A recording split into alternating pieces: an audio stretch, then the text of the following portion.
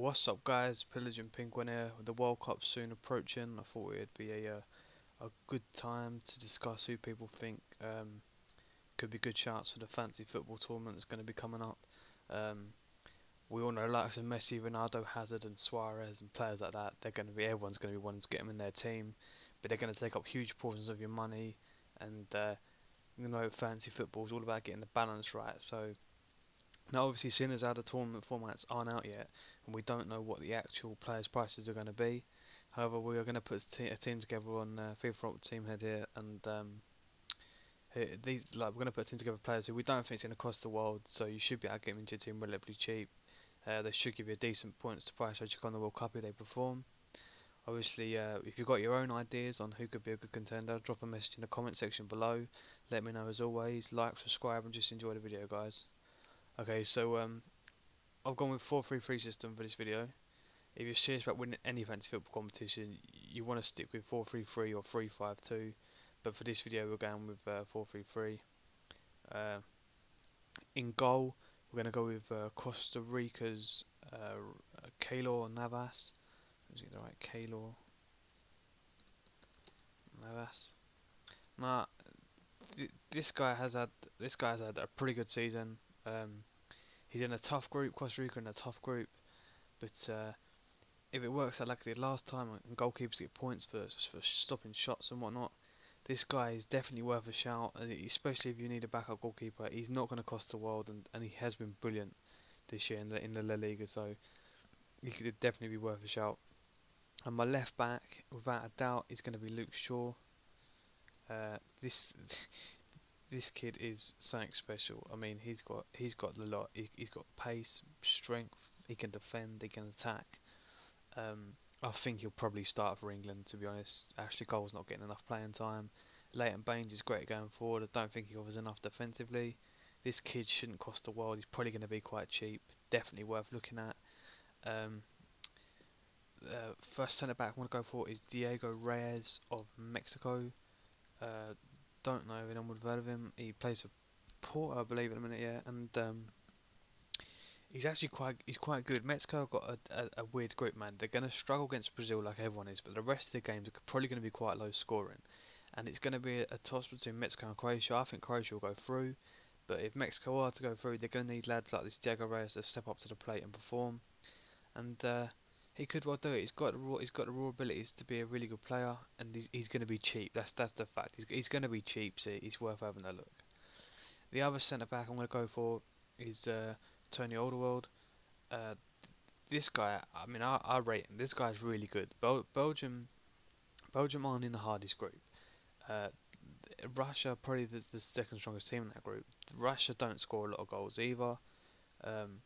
So Belgium could do really well. Vertonghen will probably play as a left back for Belgium, and it will probably be Alderweireld and company in the centre pairing. So Alderweireld might be he won't be dirt cheap. He will definitely be worth looking at. He won't be overpriced. I very much doubt it, but he's definitely worth getting in there. Okay, the right back I'm going for is Serge Aurier from the Ivory Coast. This guy is extremely attacking. He's young. He's very attacking. He's got something like six goals, 8 assists or something in the league this year. He's definitely worth having in there. The Ivory Coast group, there's a lot of well-balanced teams in Japan, Colombia. That they're all gonna be attack. It's all gonna be attack. So he's definitely worth getting in. He's probably gonna be quite cheap as well. He could be one of the picks from this team. Definitely worth getting him in there. Alright. My first central midfielder is going to be Kevin De Bruyne, purely because this guy stands out constantly when he plays for Belgium. This guy is absolute class. Just left Chelsea for Wolfsburg. He's a good player. I mean, obviously Eden Hazard is going to probably be the star of the show for Belgium, but this guy will be noticeable on the pitch. He sets up a lot of chances, creates a lot of opportunities, gets the odd goal, and he's going to be about a mid-range price midfielder. So if you're going to be one of them people that likes to get an expensive forward line, because that's where you know the points are going to be coming from, and you need some cheapish mid-range midfielders, Kevin De Bruyne are definitely worth getting in your team. Secondly, I'm going to go for Granit Xhaka. think that's how you pronounce it. I can't exactly say his name properly, but never mind. He's actually plays for Switzerland. This guy's been quoted as being like he's supposed to be the best player. People reckon in Switzerland. They've got a great midfield at the minute. He plays slightly deeper. He'll start a lot of the attacks from the back, but he's a very technically gifted player. He's probably going to be dirt cheap as well. And considering the group they've got, he could be worth a shout. I would definitely put him in the team if you're looking for a spot. He could be a good buy.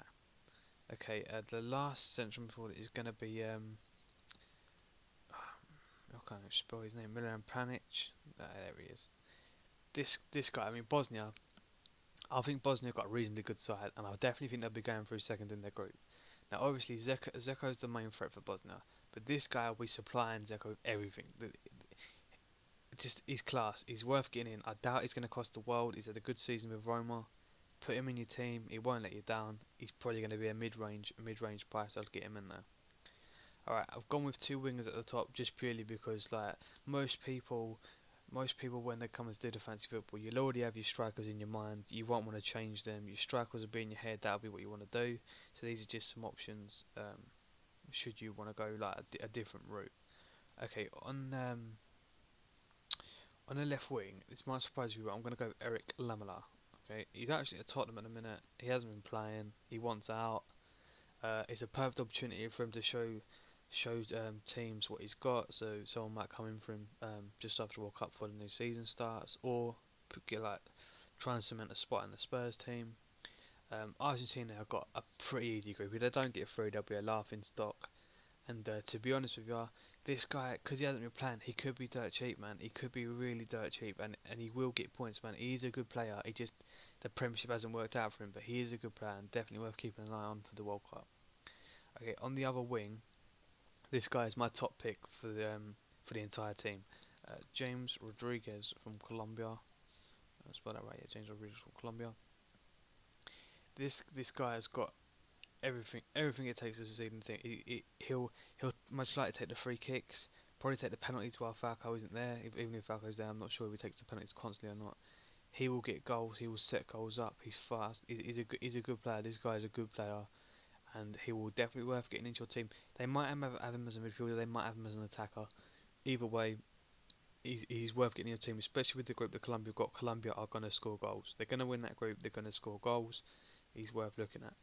And striking option, I'm going to go with Peroa. Now, this guy, he might be thinking, what the hell, he's old. He's getting on a bit. He's not old, he's getting on a bit. He's like 31. But in the qualifiers, he was banging them in for fun. He was doing it like a boss. No one could stop him. He was just scoring goals for fun. He'll probably be playing up top with Xavi Hernandez, little Chicharito, and it could be a recipe for some goals there. It could be, like I'm saying, if you've gone for an expensive midfield and you can only afford like one or two top strikers and you need like a budget striker, Peralta could definitely be worth a shout. Yeah, definitely worth a shout. He's a decent player. So that's a starting 11. We'll get a bench done with a few extra players, so people have got a bit of a choice. Like, see what you think. First of all, we're gonna go with Quadrado. That's how you pronounce it. Obviously not. I'm pretty sure I had that right, but never mind. Oh, I did have it right. There you go. Right, Quadrado. Yeah. Again for Colombia, he'll play on the he'll play on probably play on the opposite wing to James Rodriguez. This guy is lightning fast. He's lightning fast. Going to be whipping a lot of balls in there. He's probably going to be really cheap as well. That's why he's a good option. He's probably going to be really cheap as well. So you know, the whole point of this team, isn't it? So you know, he could be worth a look nearer the time. Next substitute we're going to go for is going to be probably everyone's probably already heard of this guy, but Bernard of Brazil. Obviously, he's not showing up.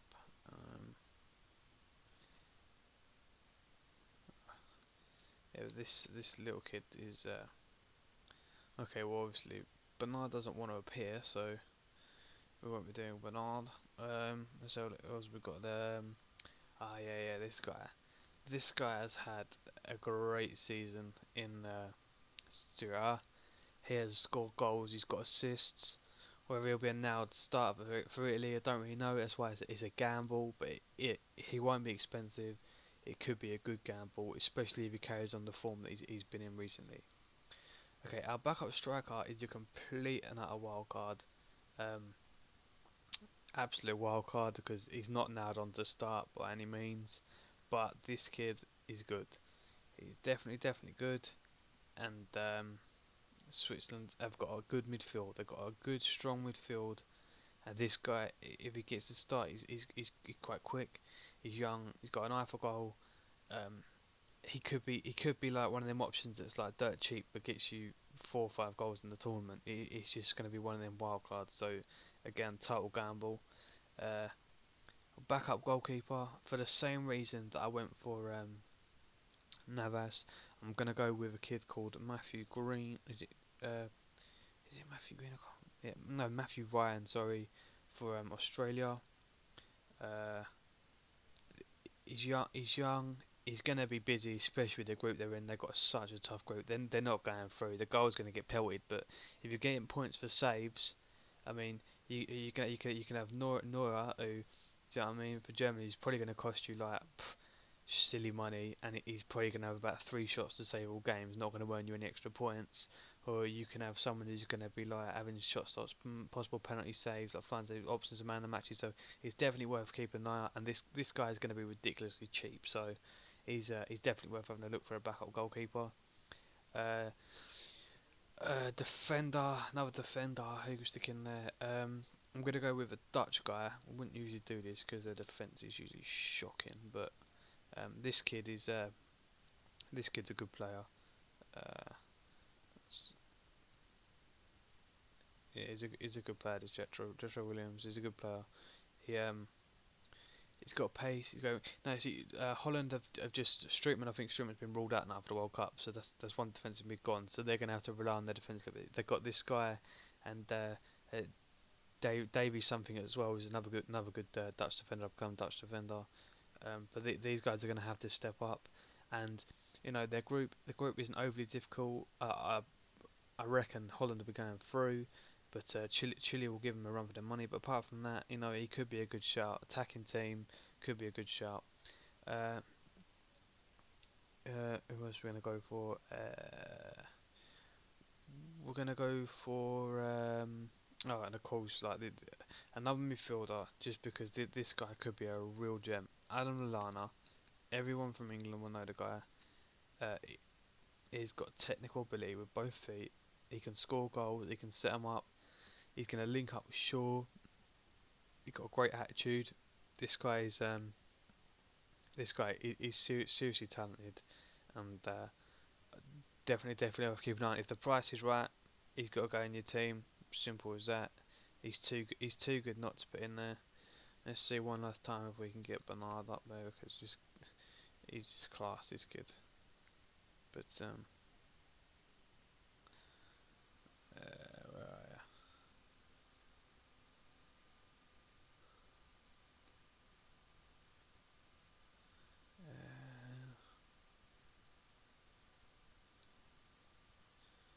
Apparently not.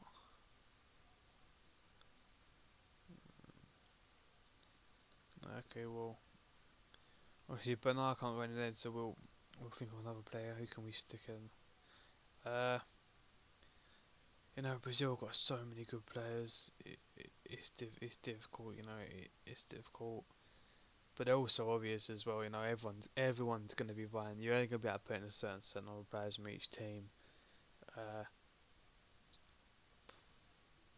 I don't know. There's some good shots. Kenneth Emero, he doesn't come up on here for some reason, but Kenneth Emero from Nigeria, he's a right back. He could be a good shot. He plays right back or centre back. He's a good player. I'll tell you what, actually, last one we're going to go for will be Honda. Everyone probably knows Honda, but this guy will be the centre of everything that happens for Japan, and he's a class player. And to be honest, he could get you. He won't be expensive. He won't cost you the world. So he could be another one of them like middle-ish price range midfielders that are going to get you the points. So, like I said, guys, if you've got any suggestions of your own or anything, if you think like that there's a player that's not on the list that you think is definitely worth a watch, drop a comment below. Help out with your fellow gamers. Remember to subscribe and stay tuned. Because as soon as the World Cup fantasy format is out, I will be setting up a tournament. We'll get it together, and then we'll have day-by-day reviews of games and tournament standings as the World Cup's being played. There will be prizes for the top 3 spots. Anyway, lads, I hope you enjoyed the video, and I hope it was helpful to you in some way. And thanks for watching. Peace.